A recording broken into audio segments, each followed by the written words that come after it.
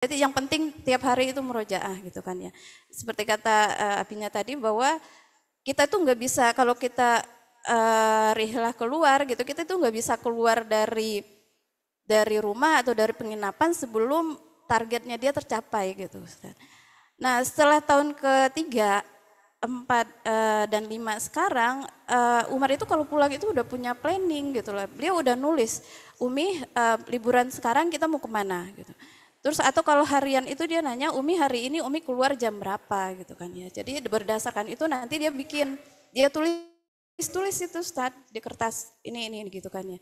Dan yang saya lihat perubahan pola tahfiznya di MSA bahwa di MSA itu beliau lebih motivasinya itu lebih kuat Ustaz dan lebih terarah gitu ya.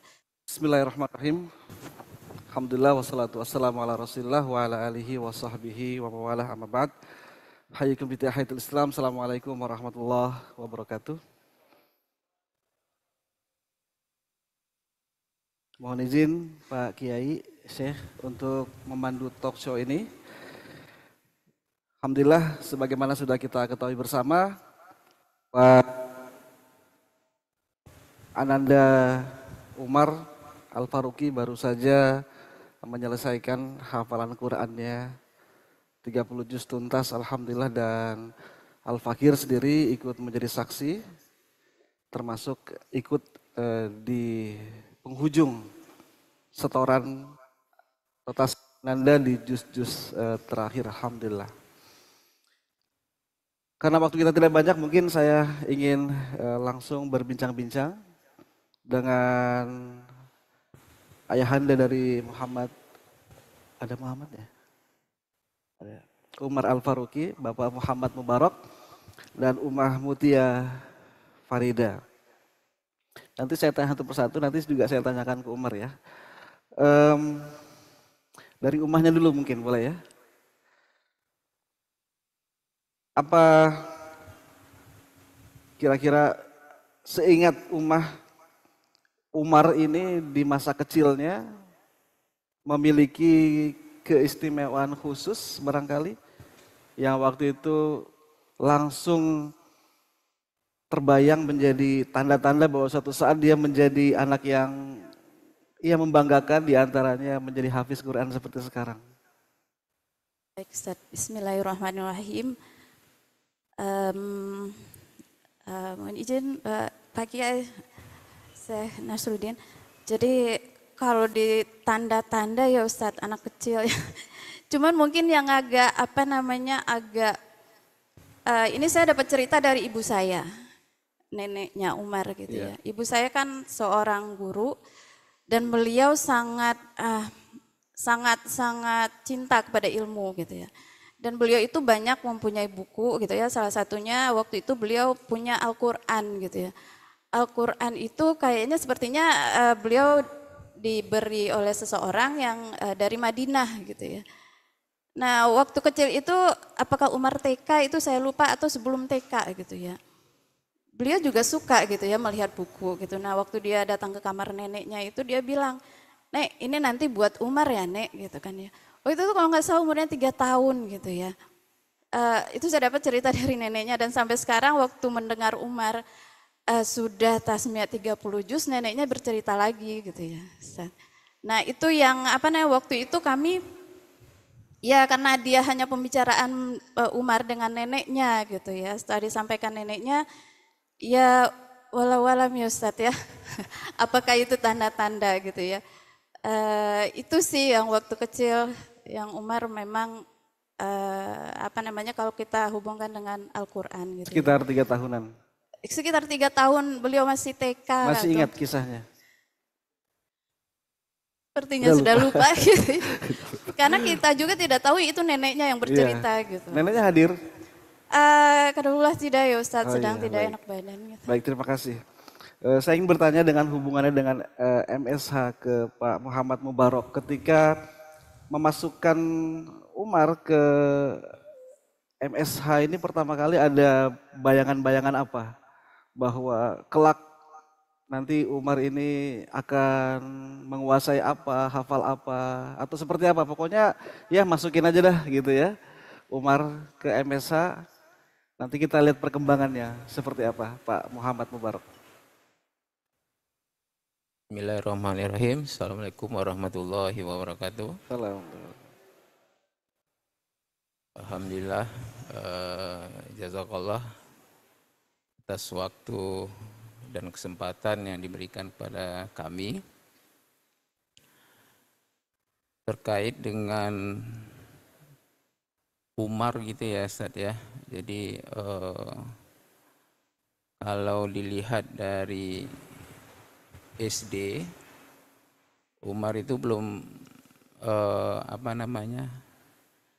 belum ada tanda-tanda untuk melanjutkan ke pondok gitu Ustaz. Namun berjalannya waktu kelas 5 sama 6, maka kami menanyakan ke Umar gitu, mau dilanjutkan kemana, atau umum atau pondok gitu. Nah, alhamdulillah pas kelas 5 ya mendapatkan informasi terkait MSH,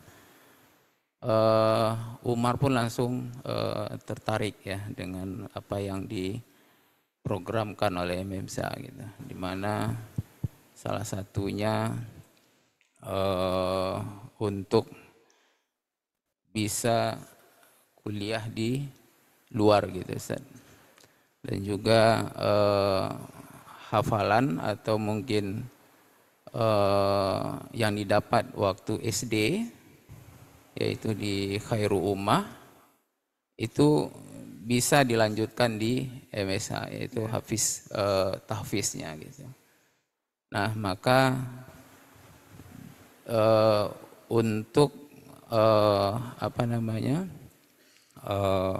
melanjutkan ke jenjang SMP hanya di MS saja yang kita lakukan tes gitu. Alhamdulillah Umar dinyatakan lulus ya. Jadi kita pun melihat dengan segala kekurangan kita ya Ustaz ya terkait dengan ilmu atau ilmu agama, dan kita melihat MSH memiliki itu semua, maka kita bismillah untuk melanjutkan Umar di MSH gitu. Di antara apa yang dicita-citakan bahwa Umar kelak suatu saat akan berguru di Timur Tengah, jenjang pendidikan tinggi, harapannya di MSH lah itu semua dapat difasilitasi untuk dipersiapkan dan dikembangkan. Iya, gitu saya insyaallah. Umar sendiri sejak umur berapa terbersit bahwa saya akan hafal 30 juz? Saya ingin hafal 30 juz. Dari umur berapa? Sebelum masuk MSH atau sesudah masuk MSH? Sesudah masuk MSH. Jadi motivasi, keinginan, lalu kemudian semangat untuk hafal sampai tembus 30 juz munculnya di sini ya. Baik. Masih ke Abah dulu nih. Setiap liburan, entah libur Ramadan atau libur akhir tahun, libur kenaikan tingkat, ada kebiasaan apa di rumah? Gak apa-apa ya, dibocorin sedikit ya. Di rumah Umar ada kebiasaan apa yang kira-kira positif bisa membantu pengkondisian Umar sampai ya seperti sekarang ini? Mungkin ada yang Bapak lihat spesial atau khusus istimewa dari beliau, atau seperti anak-anak biasanya di rumah ya santai saat liburan ya. Liburan ya Ustaz. Iya, khususnya pada saat liburan. Jadi kalau saya melihat Umar itu Ustaz waktu SD ya Ustaz ya. Jadi karena di SD itu sudah dibiasakan menanamkan pola gitu ya Ustaz ya. Pola istilahnya pola untuk murojaah.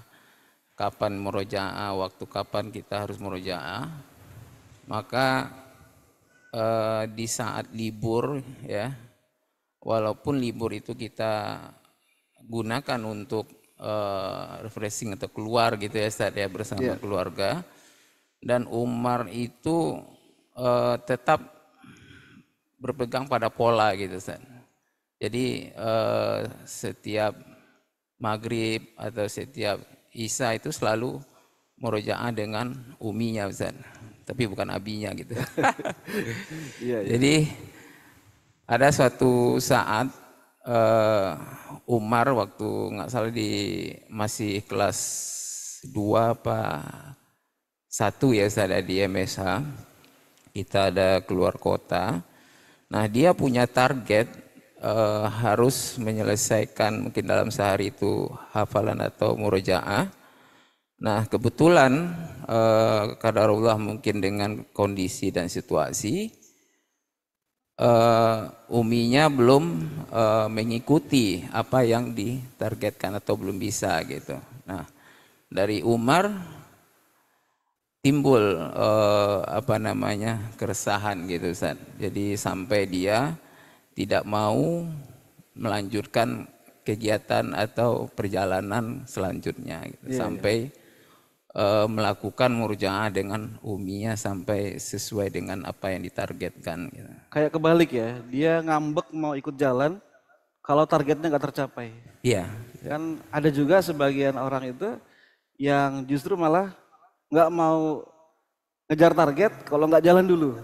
Iya. Ya luar biasa ya. Karena Umar ya sedikit banyak kayak neneknya gitu Ustaz, nggak perfect gitu. Jadi Iya. sesuatu itu harus maksimal, sesuatu itu harus dicapai, dan sesuatu itu harus dia dapati sesuai keinginan dia gitu Ustaz.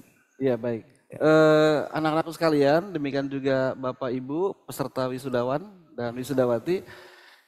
Di antara tujuan kita mengundang kedua orang tua, demikian juga Umar kita minta untuk berbicara di sini adalah dalam rangka di mana kita bisa menggali sebanyak mungkin inspirasi dan juga motivasi tentang tips-tips yang bisa kita dapatkan, yang mungkin bisa kita terapkan di keluarga kita. Tapi sebelum saya lupa, saya harus mencatat betul poin penting ini, yaitu bagaimana konsistensi Umar itu dalam menjaga pola dan target. Dan itulah yang dilakukan oleh MSH. Semua kebiasaan-kebiasaan yang dibangun di MSH dengan harapan itu bisa diterapkan secara mandiri, penuh inisiatif di rumah, itu bisa membuat kondisi yang ada di MSH terjaga walaupun di rumah, dan alhamdulillah pola tersebut berhasil diterapkan oleh Umar. Afwan Ustadz, bisa Silakan. ditambahkan kali ya Ustadz? Boleh silakan. Karena interaksi Umar murojaah itu lebih banyak dengan saya gitu ya Ustadz. Jadi waktu SD memang kami memasukkan ke sekolah tahfiz gitu ya, sekolah tahfiz, dan alhamdulillahnya kami dipertemukan juga dengan guru-guru yang luar biasa gitu ya. Di situ ditanamkan pola murojaah. Biasanya kalau setiap hari harus 27 kali gitu ya. Kalau dia begitu tidak boleh setoran gitu kan Ustaz. Nah setelah beliau tamat SD ada sedikit keresahan sih Ustaz. Karena kan SD masih didampingi ya dengan terutama saya gitu ya. Nanti apakah setelah tamat SD ini Umar bagaimana gitu hafalannya gitu kan ya. Makanya yang kita lakukan waktu itu adalah berdoa gitu ya Ustaz kepada Allah agar ini hafalan Umar tetap terjaga gitu, bahkan bertambah gitu ya. Kemudian ketemu dengan MSH, kami diberi informasi, ketertarikannya memang tadi masalah tentang kurikulum bahasa Arab gitu ya. Terus nanti ini mengikuti kurikulumnya Al-Azhar gitu ya Ustaz. Terus akhirnya Umar masuk ke MSH, dan memang di tahun pertama itu memang Umar itu langsung membawa kalau liburan itu tugas hafalan gitu Ustaz. Jadi kalau di tahun 1-2 itu belum terlalu kelihatan planningnya gitu Ustaz. Jadi yang penting tiap hari itu murojaah gitu kan ya. Seperti kata abinya tadi bahwa kita tuh nggak bisa kalau kita rihlah keluar gitu, kita tuh nggak bisa keluar dari rumah atau dari penginapan sebelum targetnya dia tercapai gitu Ustaz. Nah setelah tahun ketiga, 4 dan 5 sekarang, Umar itu kalau pulang itu udah punya planning gitu lah. Beliau udah nulis, Umi liburan sekarang kita mau kemana gitu. Terus atau kalau harian itu dia nanya, Umi hari ini Umi keluar jam berapa gitu kan ya. Jadi berdasarkan itu nanti dia tulis itu Ustaz di kertas ini gitu kan ya. Dan yang saya lihat perubahan pola tahfiznya di MSH, bahwa di MSH itu beliau lebih motivasinya itu lebih kuat Ustadz dan lebih terarah gitu ya. Dan itu beliau sendiri yang mengerjakan gitu Umar. Kalau SD kan masih kita ya Ustadz ya. Kita yang ayo ayo gitu ya. Kalau setelah di MSA itu benar-benar sudah ada dari inisiatif. inisiatif sendiri gitu untuk mengejar. Dan alhamdulillah gitu ya. Dan itu memang karena liburan dan banyak kegiatan-kegiatan lainnya gitu ya, suka dukanya ya kita di mobil murojaah, di ruang tunggu murojaah gitu ya. Iya, iya. Begitu saat alhamdulillah maksudnya ini juga barakah dari Allah gitu ya. Insya Allah mudah-mudahan Umar menjaganya ke depan juga. Baik. Lebih lagi dari seperti Sekalian itu. saya mau tanya perasaan Umar setelah Umar sampai pada level seperti sekarang. Walaupun tentu saja masih banyak PR buat beliau, tapi beliau telah naik ke satu tangga yang menjadi impian banyak orang. Dan mungkin banyak orang yang perlu bersusah payah untuk mencapainya, dan Umar sudah berhasil mencapainya. Umar, perasaannya gimana? Alhamdulillah tentu ya Ustadz ya, syukur kepada Allah yang sebanyak-banyaknya berkah dari Allah gitu ya kepada kami orang tua yang kalau kami nilai diri kami masih banyak kurangannya, masih banyak bahkan dibandingkan dengan ibu-ibu peserta wisudawati dan peserta makroah di sini gitu ya. Ini sebuah berkah yang luar biasa di keluarga kami gitu, keluarga besar kami. Yang tidak bisa kami bayangkan gitu ya, tidak bisa terbayangkan maksudnya hari ini bisa terjadi gitu Ustaz. Yang kami lakukan dulu itu hanyalah usaha dan memang janji Allah itu sungguh benar gitu ya. Tugas manusia hanya berusaha dan Allah lah yang menentukan gitu, dan itu sangat terharu gitu Ustaz. Sampai waktu tasmiyah 27 juz itu Umar mengatakan bahwa beberapa hari kemudian dia udah setoran juz ke-28 dan ke-29 dan sudah mau ke juz yang ke-30 gitu ya. Itu tuh perasaan itu tiap hari itu gimana ya Ustaz? Penuh muhasabah, terus berpikir ya Allah. Maksudnya jadi malu gitu Ustaz. Maksudnya dengan kualitas kami yang seperti ini, Masya Allah, Allah memberikan keberkahan yang luar biasa gitu Ustaz. Dengan banyak kekurangan kami, begitu juga Umar gitu ya, begitu juga Umar, Allah memberikan kekuatan kepada Umar gitu ya, untuk mentahfizkan 30 juz. Itu yang tidak bisa diungkapkan gitu ya. Iya baik, terima kasih. Umar bisa cerita sedikit nggak tips penting yang Umar lakukan sehingga akhirnya bisa hafal? Yang mungkin Umar jalankan, mungkin juga berguna untuk didengar oleh kawan-kawan yang lain. Bismillahirrahmanirrahim. Kalau untuk tips, lebih dekat. Kalau untuk tips, Ana masih pakai yang, maksudnya yang biasa orang pakai gitu, tips untuk menghafal Quran itu. Gak ada yang khususnya, maksudnya. Tapi kalau di Mahat ini, Ana lebih menggunakan waktu luangnya itu untuk murojaah atau menghafal. Setelah habis Isya atau habis Asar gitu, Ana menggunakannya untuk murojaah atau hafalan. Gitu ya. Jadi sebetulnya intinya kalau saya tangkap, apa yang dinasihatkan, apa yang diperintahkan oleh guru diikutin aja begitu ya. Oke baik. Sedikit mengenai perasaan setelah hafal 30 juz ini apa? Gembira, bahagia, bangga, atau biasa-biasa aja, atau gimana? Itu Ana merasa bahagia, rasa senang, dan juga rasa setelah melaksanakan ya namanya itu kayak bukan beban lah gitu. Iya, iya. Untuk merojaah, untuk menghafal ini setelah habis tasmi itu terasa kayak udah bebas, udah plong gitu. Tapi kan setelah itu ya harus lebih untuk merojaah hafalan lagi, untuk memungkinkannya lagi Tahun untuk depan ke tasmi depan. lagi ya. Insya Allah. Iya. Siapa yang Umar bayangkan ketika pertama kali selesai? Minal jinnati wan nas, sadaqallahul azim. Terus kebayang sosok siapa, wajah siapa yang Umar rasa paling berjasa begitu ya dalam membuat Umar jadi seperti ini. Wajah wajah Umi. Wajah Umi. Mau ngomong sesuatu ke Umi. Silakan. Setelah tasmi, Ana ingin mengucapkan terima kasih yang banyak kepada Umi atas segala bantuannya, bimbingannya di rumah dan selama liburan ini.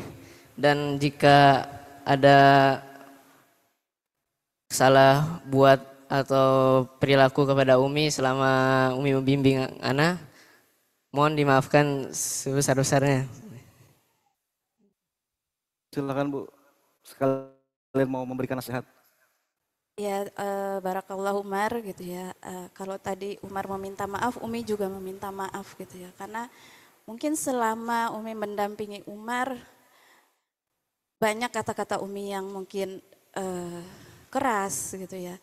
Terus mungkin jadi sama proses waktu terutama waktu kecil ya, itu banyak dramanya gitu Ustaz. Menangis, marah gitu ya. Jadi Umi minta maaf Umar atas segala kekurangan kami gitu ya sebagai orang tua. Memang sangat banyak kurangannya. Ya tadi ya dalam perjalanan itu alhamdulillah kami dipertemukan Allah ya gitu dengan apa ya namanya partner ya, kalau bisa dibilang partner sih bukan partner karena guru itu lebih tinggi gitu ya. Kami dipertemukan dengan lembaga-lembaga pendidikan yang luar biasa gitu ya, di Khairul Ummah, di MSH yang banyak sekali mengisi kekosongan besar yang kami punya gitu ya. Jadi apa namanya, terima kasih sekali, mohon maaf kepada Umar gitu ya, kami dari orang tua dengan kekurangan kami gitu ya, dengan yang mungkin melukai hati gitu ya Umar gitu ya. Kadang-kadang terpikir gitu kalau marah, ini yang kita marahin seorang hafiz loh gitu ya, calon hafiz gitu kan. Jangan macam-macam ya. Iya jangan macam. Kemudian istighfar lagi gitu ya Ustaz, Masya Allah. Dilanjut dengan mungkin nasihat ya. Mungkin buat anak-anak yang lain juga ya, santri-santri yang lain gitu ya. Memang menghafal Al-Quran itu sungguh apa namanya tantangannya luar biasa gitu ya. Terutama untuk anak-anak muda ya, kalau kita sebut sekarang anak-anak muda Ustaz. Ingatlah saat antum-antum semuanya merasa lelah, merasa bosan gitu ya, merasa apa namanya, merasa blank gitu ya. Ingatlah bahwa janji Allah terhadap para penghafal Al-Quran, para penjaga Al-Quran, para penuntut ilmu gitu ya. Itu Allah akan menjadikan keluarga Allah gitu loh, luar biasa Masya Allah. Jadi keluarga Allah, kalau kita punya keluarga apa saja gitu ya kita bantu gitu kan untuk keluarga. Disayang oleh Allah gitu kan. Kemudian kalau setelah itu antum ingat bagaimana orang tua antum dengan segala kekurangannya, dengan segala kelemahannya mengusahakan doa terbaik gitu ya, yang selalu dipanjatkan untuk antum-antum semua gitu ya. Bagaimana usaha orang tua antum dengan mereka memberikan usaha terbaik mereka gitu ya. Ya. Seperti itu. Baik. Kemudian itu sisa doanya. Jadi tetap bahwa seorang hafiz Al-Quran adalah sampai mati gitu ya Ustaz. Harus tetap dijaga. Benar kata Umar tadi, alhamdulillah Umar sudah menyadari bahwa ini hanyalah tahap pertama gitu ya. Selanjutnya adalah memahami, mempertahankan gitu ya, mengamalkan dan kemudian mendakwahkan gitu ya, menyampaikan ke seluruh dunia gitu ya, bahwa tangga-tangga selanjutnya itu seperti kalau kita naik kelas itu akan lebih sulit daripada tangga yang pertama gitu ya. Makanya doa kepada Umar dan yang lainnya, kuatlah gitu ya. Kuatlah dan banyak berdoa, insya Allah Allah akan menguatkan kita semua. Baik, gitu baik, ya. terima kasih. Gitu. Nah itu nasihat buat Umar terakhir dari Bapak Muhammad Mubarok. mohon nasihat dan wejangannya buat sahabat-sahabat Umar yang sampai hari ini masih terus berjuang untuk bisa meniti jalan sukses seperti Umar. Buat santri-santri yang lain, silakan. Ya, buat teman-teman Umar ya atau adik-adik angkatannya, semoga selalu istiqomah ya, selalu semangat dalam belajar, dalam menghafal, baik itu hafal Al-Quran maupun hafalan yang lain, di mana apa yang kita targetkan, apa yang kita niatkan, semoga Allah memberi jalan yang mudah ya, yang lancar untuk apa yang kita cita-citakan. Gitu Ustaz. Terima kasih. Baik, jazakumullah khairan Abah dan Umar, cita-cita ke depan ingin jadi apa?